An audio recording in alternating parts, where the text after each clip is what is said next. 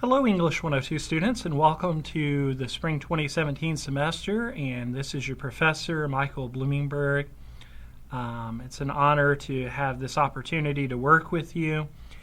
And the purpose of this video is to walk you through the course syllabus. Now, I have posted an introduction to myself on the discussion board on Blackboard. You can check that out, but just to make matters brief here, I have taught at Somerset Community College for 7 years now, and I greatly enjoy it. And writing is sort of my specialty area, and so my goal is to try to strengthen your writing skills as you go through the semester. Now, you've had 101 already, so I want to start by reading the course description for English 102, which is Writing 2. Emphasizes argumentative writing and provides further instruction in drafting and systematic revising essays that express ideas in standard English. English 102 includes continued instruction and practice in reading critically, thinking logically, responding to text, addressing specific audiences, and researching and documenting credible academic sources. Credit is not available by special examination, and 101 and 102 cannot be taken concurrently. So you have to have had the 101 class, and I assume you have at this point. And textbooks for the class. I'm going to make a separate video in the Start Here tab. If you haven't checked it out, please check that out, because that will give you the visuals of your books. But it's Lester Fagley and Jack Selzer's Good Reasons with Contemporary Argument, 6th edition, and Andrea Lunsford's St. Martin's. So chances are you may have had the St. Martin's Handbook for English 101, so hopefully you were able to hang on to that, and that'll save you an extra expense. We won't be in the books this week, so you got a little bit of time to secure those, but we will be in the books next week, so please bear that in mind. Again, my name is Michael Bloomingberg, and my office information is listed on the syllabus. My office is 104 of the North Laurel Building 1. Phone number is listed. Email is the best way to contact me. You'll find that there. And office hours are listed as well, and unless I'm out getting lunch or something along those lines, you'll find me in my office during those listed times if you need to call or come by. The Division Assistant is Judy Covey, and the Associate Dean of Humanities, Fine Arts, and Social Sciences is John Berlew. Their information is listed if you have the need to contact either one of those individuals. Now, an active KCTCS email account is required. I'm assuming you all have a KCTCS email at this point. Biggest thing is just check it. Your inboxes will fill up quite a bit, and I realize that. But from time to time, I'll send email announcements.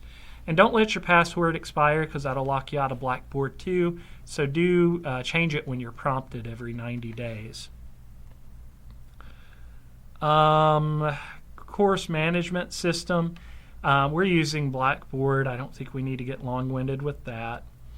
First week work required. Students who do not complete the opening exercises by the due date will be reported as no-shows and removed from the course. For details, see announcements and getting started. Basically, we have federal mandate to record student participation in the first week, and all students who are inactive or do not complete the assignments are recorded as no-shows. So you don't want to get in that situation, so just make sure you hit the ground running and getting your work done. Online course information. An online course requires a great amount of self-motivation and regulation. It is crucial that you carefully follow the course syllabus and weekly calendar, as well as all other course materials. You will be held accountable for following all directions, meeting all deadlines, and understanding all policies, no exceptions. With an online class, it is imperative to plan ahead. Due to the unpredictable and sometimes unreliable nature of technology, it would be in your best interest to complete and submit all assignments, discussion boards, essays, at least one day before the due date. Now, do you have to absolutely do that? No. But because technology can be unreliable, sometimes students have trouble getting their work submitted. The sooner you get it done, the better. That way, if you have any problems, you can contact me and your work won't be late. Now, I also suggest that you check your KCTCS email and Blackboard at least 3 or 4 days per week. If you check it more than that, that's great, but at a minimum 3 to 4 days per week, because I will be posting announcements and things of that nature throughout the week. Okay, YouTube videos. Hopefully you are finding this video helpful, and it's the first of what will be a series of videos that will follow throughout the semester that will help work you through the content of the course and make sure that you're understanding everything. So I do use YouTube as a forum for doing that. Now, for brevity's sake, I'm going to skip the student learning outcomes, but I encourage you to look over them because these are things you should be able to do once you complete the course. Now, the central question of the class is, how can I produce an effective argument? And with the discussion board this week, one of your tasks is to talk about argumentative writing and what it is. So I look forward to reading your comments on that, and that's where we'll jump in at the start of this week, so I won't spend much time there. Here's the good stuff, the grading criteria, how you're going to be evaluated. Because we are a writing intensive class, 60% of your grade will come in the form of essays that you'll complete throughout the semester. You also have discussion board assignments, 2 of them as a matter of fact this first week. That's worth 15% of your grade. Class assignments, you have 1 of those this week with a syllabus quiz. That's worth 15% of your grade. And participation is worth 10% of your grade. And the letter scores are posted, A, B, C, D, and what they correspond to. E is what is traditionally an F, so note that 59 or below is an E or a failing grade. The withdrawal policy, just basically know before midterm you can withdraw without my permission, but after midterm you will need my permission to withdraw. Section 3 is the Gen Ed requirements, and for brevity's sake I'll let you look over those on your own. And I'm going to spend a little bit of time with Section 4, which is the general information. I'm going to read the ADA statement. If you need accommodations for a disability, you must register with the Disability Services. Please contact Rosetta Berry, Manager of Disability Service, to set up an appointment to discuss accommodations.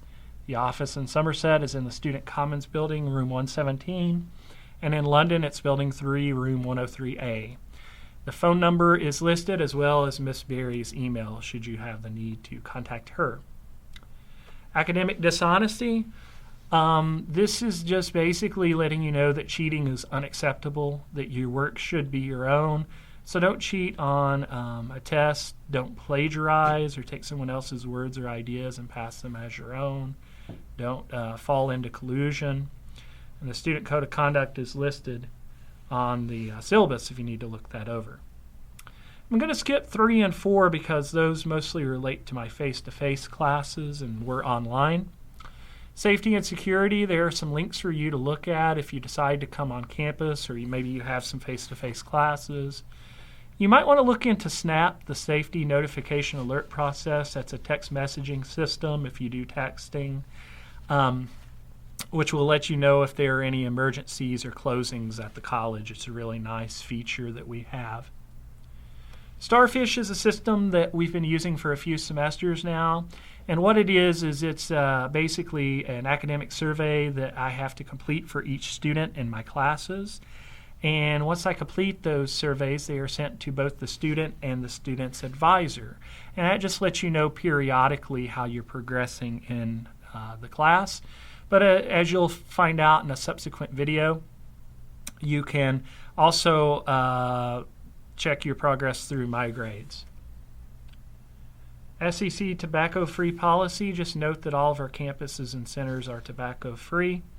And the discrimination, harassment, sexual misconduct statement. Students may direct complaints of discrimination or harassment to the Dean of Student Affairs, who is Tracy Cassida. Ms. Cassida's email and phone number are listed should you have the need to use that. And last but not least, the course schedule. Please note that we're going on a week-by-week basis. So your first week's work is already posted, and you can begin work on that at any time now. The sooner the better, so you don't get counted as a no-show. But Monday of the following week, you'll have week 2, so on and so forth. Because we are a writing class, it's not beneficial or really the best way to organize to put everything up at front at once. So we go week by week. That's the best pace we can have. That's it, guys. That's the syllabus. Now that you've reviewed this video and you've looked closely at the syllabus, go ahead and complete the syllabus quiz. If you have questions, as always, contact me. Good luck and welcome to the class.